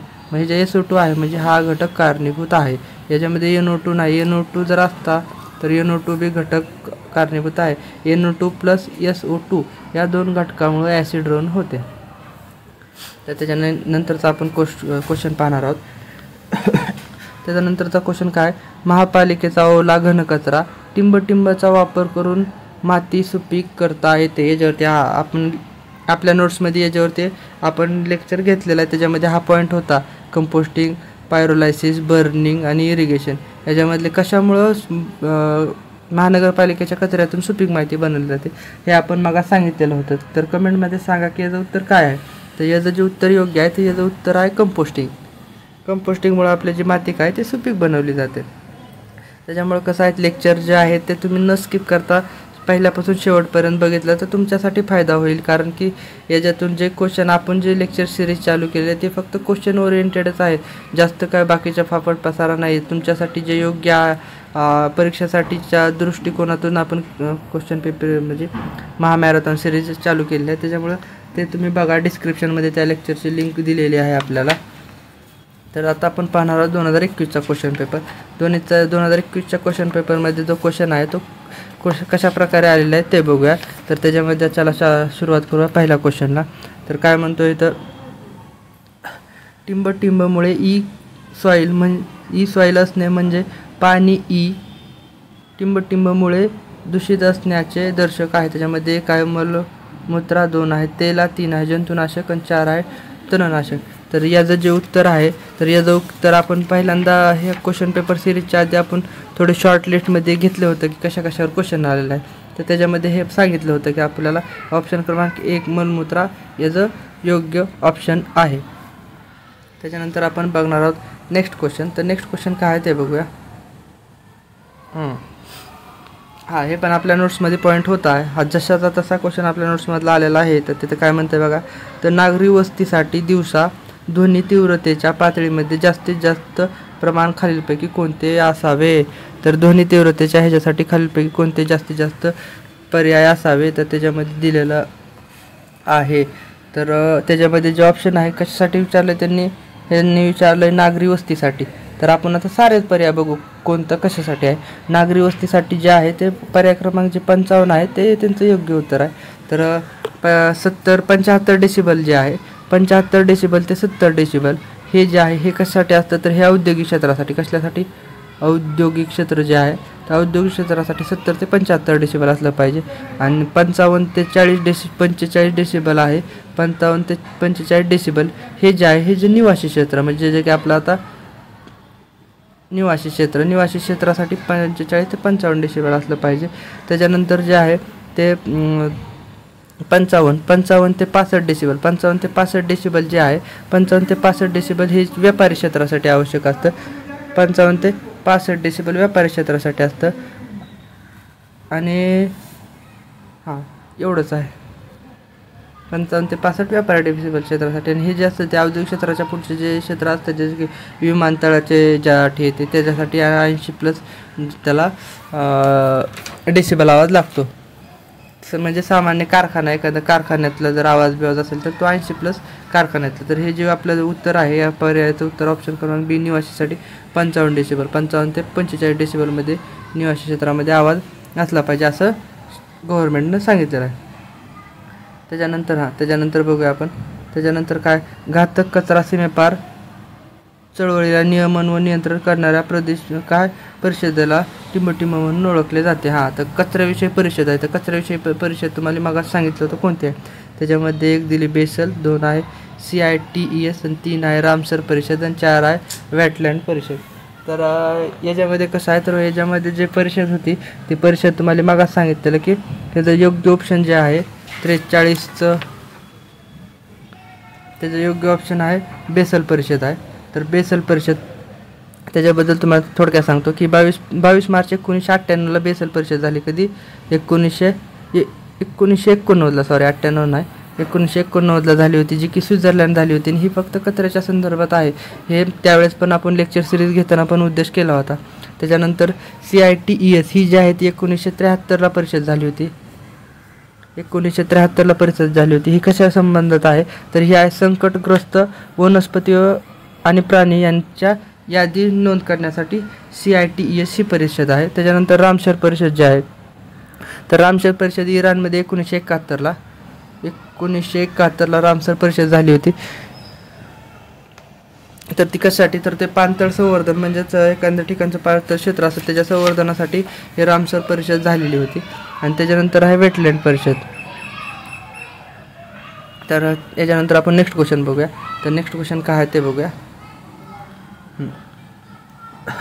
भारतामध्ये प्रदूषण टाळण्यासाठी व नियंत्रित करण्यासाठी असंख्य कायदे आहेत.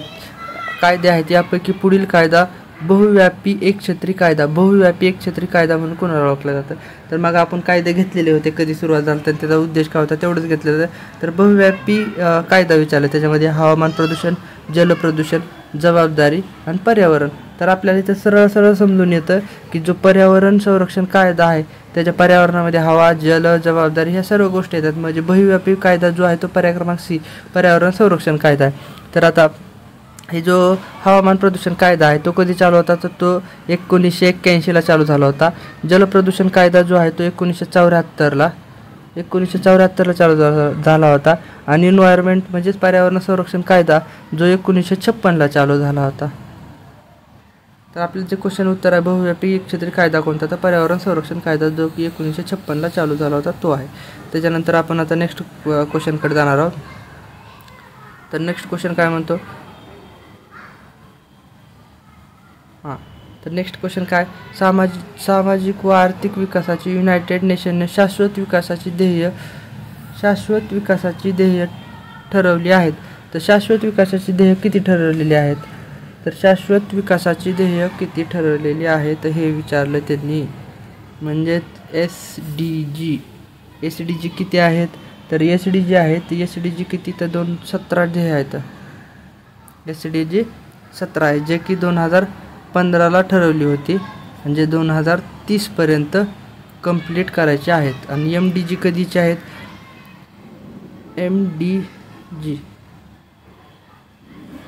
MDG आहे ती 2000ला चालू झाली होती, जे की 8 ध्येय आहेत आणि जे की 2015पर्यंत कंप्लीट करायची होती. पण ते झाली नाहीत, MDG कंप्लीट झालेली नाही आहे, त्याच्यामुळे SDG चालू केली. कधी तर 2015ला SDG चालू केली. SDGचे 17 ध्येय होते, MDGचे 8 ध्येय होते. आणि ही जे SDG आहे ते SDG 2030पर्यंत कंप्लीट करायची आहेत. तर चला नेक्स्ट क्वेश्चनकडे जाऊया. नेक्स्ट क्वेश्चन म्हणजे आता नेक्स्ट 2000 आता आपण किती ते 2020चा क्वेश्चन पेपर बघणार आहोत. तर 2020च्या क्वेश्चनमधला जो आपला क्वेश्चन नंबर 41 आहे तिथून आपल्या क्वेश्चनची सुरुवात होते. तर चला 2020चे क्वेश्चन काढूया आणि कुठल्या पॉईंटवर क्वेश्चन विचारलेले आहेत ते बघूया आता आपण. तर काय म्हणता इथं चला, पुढीलपैकी कोणता कचरा हानिकारक प्रकारात समाविष्ट होत नाही. हानिकारक कचरा नाही म्हणतात. त्याच्यामध्ये शेतीतील कचरा, रासायनिक कचरा, पेंट आणि बॅटरीज. ह्याच्यामध्ये सरळ सोपं एकदम सोपं क्वेश्चन आहे की कोणता कचरा हानिकारक नाही. तर शेतीमधील जो कचरा असतो तो कधीच हानिकारक नसतो. रासायनिकमधला कचरा जो केमिकल असतात ते हानिकारक असतात. पेंट जे आहेत, पेंटमध्ये जे ऑइल ते बी हानिकारक असतात. आणि बॅटरी म्हणजे इलेक्ट्रॉनिक कचरा हा तर जास्तच हानिकारक असतो. तर याचं जे उत्तर आहे तो आहे पर्याय क्रमांक 1. शेतीतील कचरा हा कधीच हानिकारक नसतो.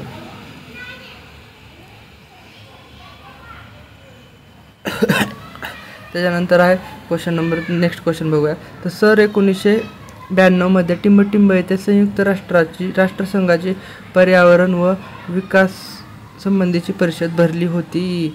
कुठली परिषद विचारलं तर 1992ची परिषद विचारलेली. 1992ची परिषद विचारलेली आहे. तर याच्यावरती क्वेश्चन आला तर तुम्हाला मग सांगितलं होतं की पॉईंटमध्ये कुठली परिषद आहे, कधी क्वेश्चन विचारलेले होते ते जरा नीट लक्षात ठेवा, कारण की 3 परिषद आहेत ज्या की विचारलेल्या होत्या. तर चला ह्याच्याबद्दल सांगतो तुम्हाला थोडीफार माहिती. तर ह्याचं पहिल्यांदा ऑप्शन उत्तर कोणतं आहे ते सांगतो. तर याचं जे उत्तर आहे त्याचं उत्तर 1 बरोबर आहे. याचं उत्तर कसं ते सांगतो. तर 1992ला रिओ द जेनेरिओ इथं परिषद भरली होती, जे की स्टॉकहोममध्ये 1992ची परिषद भरली होती. रिओ द जेनेरिओ ही 1992ची परिषद स्टॉकहोम येथे ब्राझीलला भरली होती. त्याच्यानंतरची परिषद होती ती जोहान्सबर्गला कधीची परिषद होती तर 2002ची परिषद जी होती 2002ची परिषद जोहान्सबर्गला होती. आणि number 3 G Rio the Janeiro जी पॅरिसमध्ये झाली होती ती कधीची तर 2012ची परिषद होती.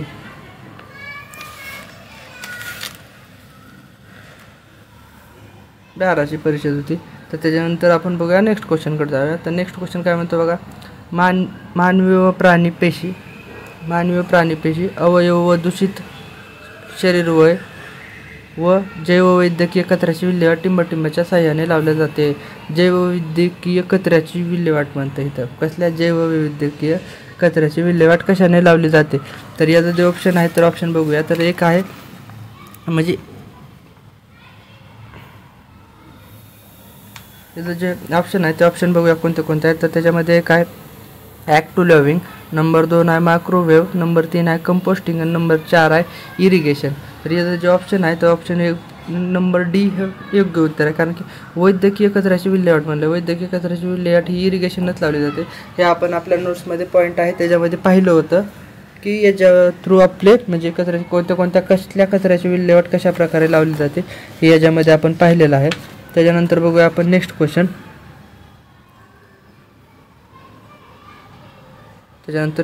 बघूया. तर काय म्हणते, डोंगरी भागात दरडी कोसळणे हे संकट नेहमीचेच असल्याचे कारण काय आहे. तर डोंगरी भागात नेहमीच संकट येतात त्याचं कारण काय. तर वृक्षांचा ऱ्हास, पर्याय क्रमांक 3 मातीचा ऱ्हास, पर्याय क्रमांक 3 आहे डोंगर कडा कापणे, पर्याय क्रमांक डी आहे वरील सर्व. तर याचं जे योग्य उत्तर आहे ते योग्य उत्तर आहे वरील सर्व गोष्टीमुळं डोंगर भागामध्ये जे आहे ते संकट येतात, दरड कोसळतात. तर त्याच्यानंतर आहे नेक्स्ट क्वेश्चन बघूया. तर नेक्स्ट क्वेश्चन काय म्हणतो. तर नेक्स्ट क्वेश्चन म्हणतो आंतरराष्ट्रीय सौर सहभागित्व हे सौर ऊर्जा निर्मितीचे प्रमुख केंद्र टिंबटिंब या ठिकाणी उपस्थित आहे. तर हे जे केंद्र कुठं आहे, ग्वाल्पर गुरुग्रामला आहे का, बेंगलोरला आहे का, दुबईला आहे का, नैरोबीला आहे. तर याचं जे उत्तर आहे ते याचं उत्तर 1 बरोबर आहे. कारण की ग्वाल्पर गुरुग्राम येते याचं म्हणजे कशाचं आंतरराष्ट्रीय सौर सहभागित्व आणि सौर ऊर्जा निर्मितीचं प्रमुख केंद्र आहे. तर त्याच्यानंतर आता आपण बघणार आहोत 2019चा क्वेश्चन पेपर. इथून चालू होतं 2019चा क्वेश्चन पेपर. तर 2019ला कसे क्वेश्चन आलेले होते ते बघणार आहोत आपण.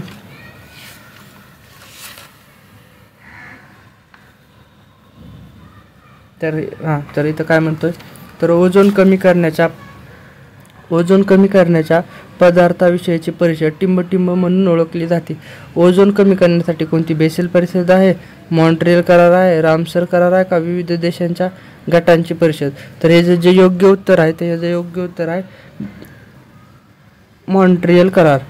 तर ही बेसिल परिषद जी आहे तर बेसिल परिषद आहे ती कचऱ्याची विल्हेवाट लावण्यासाठी बेसिल परिषद आहे. रामसर जे आहे ते पाणथळ क्षेत्रासाठी आहे आणि मॉन्ट्रियल करार आहे ती ओझोनच्या क्षय कमी करण्यासाठी. म्हणजे 41 ऑप्शन क्रमांक बी हे राईट आहे. त्याच्यानंतर बघूया काय म्हणतं नेक्स्ट क्वेश्चन. तर ध्वनी तीव्रतेची पातळी मोजण्यासाठी खालीलपैकी कोणते एकक वापरले जाते. तर ध्वनी तीव्रतेच्या ह्याच्यासाठी आपण मागास बघितलंय की डेसिबल हे एकक वापरले जाते. कशासाठी, ध्वनी तीव्रतेचे मापन करण्यासाठी डेसिबल वापरलं जातं. त्याच्यानंतर बघूया आपण नेक्स्ट क्वेश्चन. काय म्हणतो, तर हरित भारत मोहीम कोणती. हरित भारत मोहीम हा टिंबटिंबचा भाग आहे.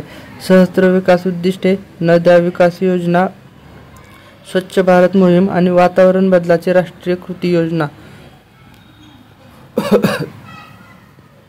तर इथं विचारलं त्यांनी हरित भारत मोहीम हा कशाचा भाग आहे. तर तो जो भाग आहे तो आहे पर्याय क्रमांक डी म्हणजे वातावरण बदलाची राष्ट्रीय कृती योजना हा हरित भारत मोहीम भाग आहे. त्याच्यानंतर आपण बघणार आहोत नेक्स्ट क्वेश्चन. तर नेक्स्ट क्वेश्चन आहे, आंतरराष्ट्रीय सौर सहभागित्व हे सौर ऊर्जा सहकार्य विकसनासाठी कोणी प्रस्तावित केले आहे. तर कोणी प्रस्तावित केलं, हे जे विभाग आहे हा विभाग कोणी प्रस्तावित केला ते विचारलेलं आहे. तर याच्यामध्ये ऑप्शन आहे भारताचे प्रधानमंत्री, 2 फ्रान्सचे राष्ट्राध्यक्ष, 3 आफ्रिकन युनियन आणि 4 युरोपियन युनियन. तर इथं काय म्हणलं, आंतरराष्ट्रीय सौर सहभागित्व हे सौर ऊर्जा सहकार्य विकसनासाठी कोणी प्रभावित केले आहे. तर याचं जे उत्तर आहे, तर याचं जे योग्य उत्तर आहे ते आहे पर्याय क्रमांक 1 भारतीय प्रधानमंत्री. या विभागानं राष्ट्रीय सौर सहभागित्व आणि सौर ऊर्जा सहकार्य विकसनासाठी प्रस्तावित केलेलं आहे.